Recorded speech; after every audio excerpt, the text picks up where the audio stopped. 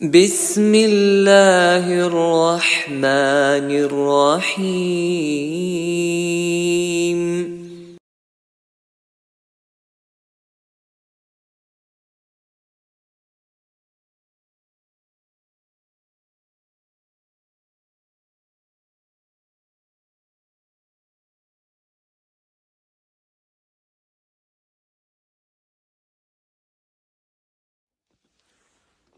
السلام علیکم ورحمۃ اللہ وبرکاتہ. اعوذ باللہ من الشیطان الرجیم. بسم اللہ الرحمن الرحیم. وَإِذْ تَأَذَّنَ رَبُّكُمْ لَئِن شَكَرْتُمْ لَأَزِيدَنَّكُمْ وَلَئِن كَفَرْتُمْ إِنَّ عَذَابِي لَشَدِيدٌ. صدق اللہ العظیم. برادران اسلام، یہ ہماری خوش قسمتی ہے کہ اللہ سبحانہ و تعالیٰ نے ہمیں مزید ایک اور رمضان المبارک نصیب فرمایا، اور اپنے طور پر الحمدللہ نماز تراویح کی ادائیگی بھی ہو رہی ہے، اور گھروں کے اندر باجماعت نماز کی ادائیگی بھی ہو رہی ہے. اللہ سبحانہ و تعالیٰ سے دعا ہے کہ اللہ تعالیٰ ہماری اس کاوش کو قبول فرمائے، اور جس ذہنی اذیت کے اندر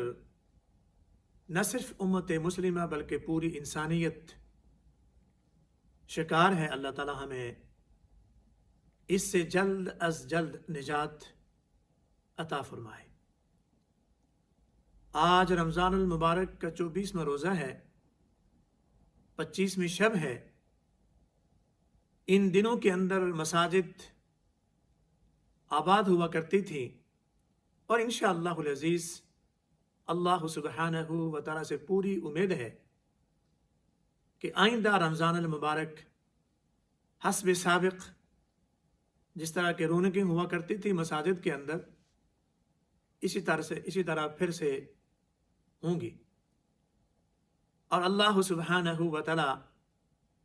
ہمیں پھر آپس میں اکٹھا فرمائے گا تراویح کی نماز کے سلسلے میں، اور دیگر نمازوں کے سلسلے میں، جمعہ کے سلسلے میں. انشاءاللہ العزیز یہ دن پھر ہمیں نصیب ہوں گے.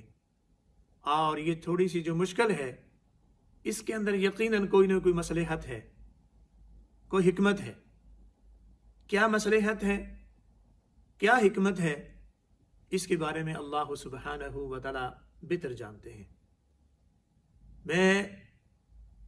ان مخصوص ایام کے اندر جو اللہ تعالیٰ نے ہمیں نصیب فرمائے ہوئے ہیں، ایک میسج جو ہے وہ دینا چاہوں گا، اور وہ یہ ہے، جس طرح میں نے قرآن مجید کی یہ آیت مبارکہ آپ کے سامنے تلاوت کی. وَإِذْ تَأَذَّنَ رَبُّكُمْ لَئِن شَكَرْتُمْ لَأَزِيدَنَّكُمْ وَلَئِن كَفَرْتُمْ إِنَّ عَذَابِي لَشَدِيدٌ. اللہ سبحانہ و تعالیٰ فرماتے ہیں کہ جو شخص شکر ادا کرتا ہے، اللہ تعالیٰ اسے اور جو ہے دیتے ہیں، اور جو ناشکری کرتا ہے تو اللہ سبحانہ و تعالیٰ فرماتے ہیں کہ اللہ کا عذاب جو ہے بڑا سخت ہے. میں اپنی طرف سے اور مسجد کی انتظامیہ کی طرف سے آپ تمام حضرات کا، خواتین و حضرات کا بے حد مشکور ہوں، اور آپ کے لیے دعا گو ہوں کہ اللہ سبحانہ و تعالیٰ آپ کے ایمان کے اندر اور اعمال صالحہ کے اندر اور آپ کی صحت کے اندر، اولاد اور اموال کے اندر برکت فرمائے. جب سے یہ مشکل ایام شروع ہوئے ہیں، اس سے لے کر آج تک آپ نے بھرپور جو ہے مسجد کے ساتھ تعاون کیا. اس سے پہلے بھی کرتے رہے ہیں، اب بھی کر رہے ہیں. فقط گزارش یہ ہے کہ اس تعاون کو جو ہے مسلسل جاری رکھیے گا. مسجد کی ضرورتیں آپ حضرات کے تعاون سے کور ہو رہی ہیں، اور انشاءاللہ ہوتی رہیں گی. لیکن وہ مین پروجیکٹ جو ہم نے شروع کیا تھا، وہ چونکہ بند ہے، اس کی کئی وجوہات ہیں بند ہونے کی. ایک تو یہ مشکل ٹائم جس سے ہم سبھی گزر رہے ہیں، ایک یہ وجہ ہے، اور دوسری جو وجہ ہے وہ یہ ہے کہ چونکہ فنڈز جو ہیں وہ قلیل ہیں جس سے ہم کام کا آغاز نہیں کر سکتے۔ اس لیے میری آپ سے گزارش ہے کہ جس طرح آپ پہلے بھرپور رمضان کے اختتام پہ تعاون کیا کرتے تھے،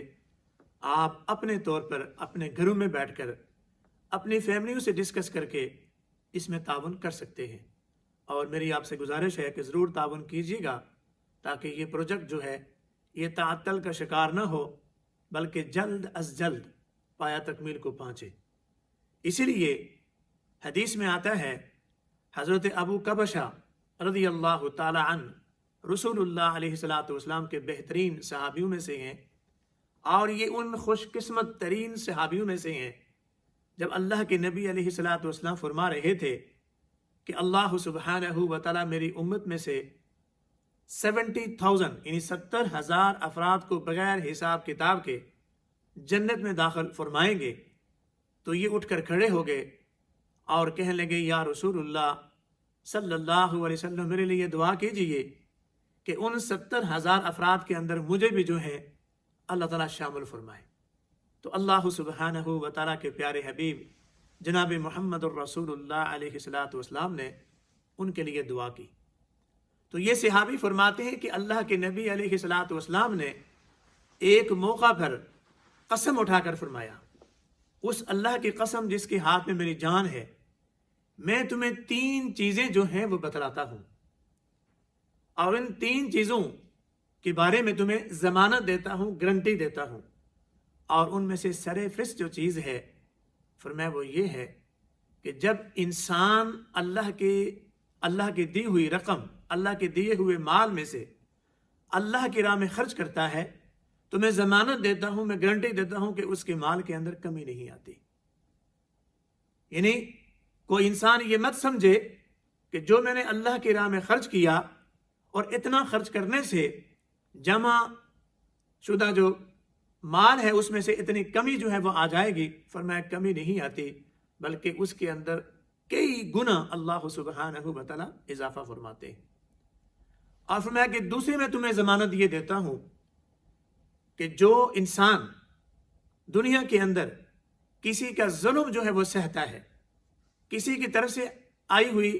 تکلیف کو سہتا ہے یا اذیت کو سہتا ہے، برداشت کرتا ہے، صبر کرتا ہے، تو میں اس چیز کی ضمانت دیتا ہوں کہ اللہ سبحانہ و تعالی اس کی عزت کے اندر کمی نہیں آنے دیں گے بلکہ اضافہ فرمائیں گے، دنیا کے اندر بھی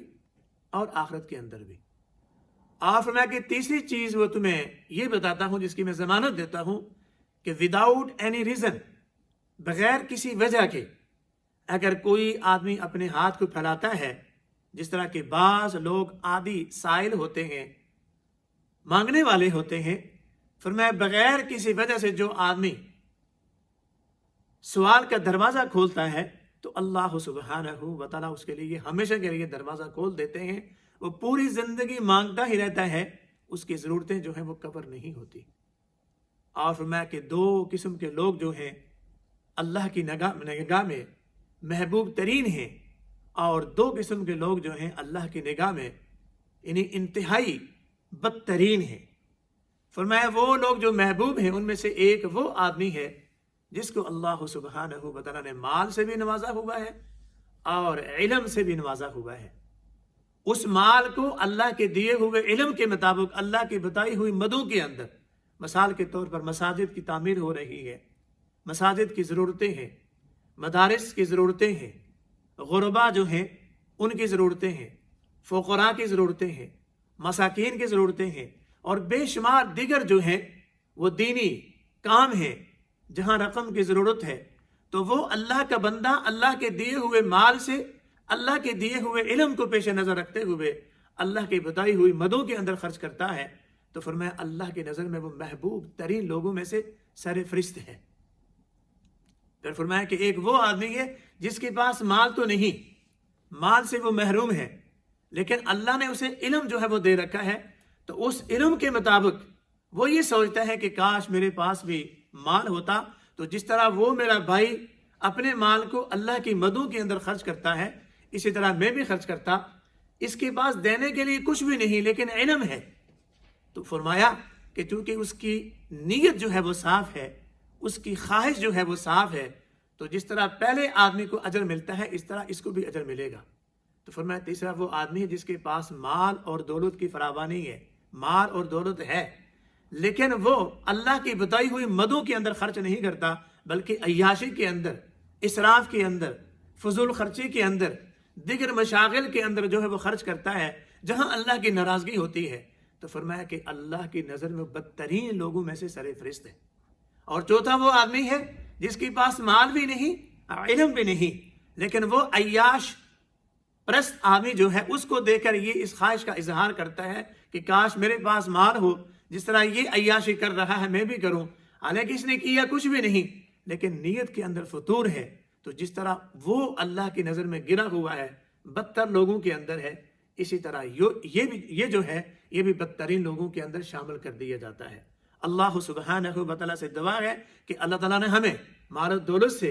سرفراز فرمایا ہوا ہے، علم بھی اللہ نے ہمیں دے رکھا ہے، اور اللہ کی مدیں جو ہیں ہمارے سامنے ہیں، اور چونکہ ہم غیر یعنی کہ اس ملک کے اندر ہیں جہاں نان مسلم حکومت ہے اور نان مسلم معاشرہ ہے، تو یہاں ہم اگر مساجد کو مضبوط کریں گے، مساجد کو تعمیر کریں گے، مساجد کو آباد کریں گے، مساجد سے اپنا لنک کو مضبوط کریں گے، تو یہ دعوت پھیلتی چلی جائے گی، تو یہ لوگ جو اس دعوت سے محروم ہیں یہ قریب آئیں گے، اور انشاءاللہ وہ وقت دور نہیں کہ ہماری دعوت ان تک پہنچے گی، اور یہ بھی ہماری قوت بازو بنیں گے، اور ہمارے لیے اس دعوت کو آگے پھیلانا مشکل نہیں بلکہ آسان ہو جائے گا۔ اللہ تعالیٰ ہمیں اس چیز کی توفیق دے، اور ہمیں اللہ تعالیٰ اپنے دین کے جتنے بھی کام ہیں ان کے اندر آگے بڑھ کر جو ہے اس کے اندر معاونت کرنے کی توفیق عطا فرمائے، ہمارے مال کو اللہ تعالیٰ قبول فرمائے، ہماری صحت کے اندر، ایمان کے اندر، مال کے اندر، اولاد کے اندر، اعمال صالحہ کے اندر برکت فرمائے۔ اللہ تعالیٰ مجھے اور آپ کو توفیق عطا فرمائے۔ وما علینا الا البلاغ۔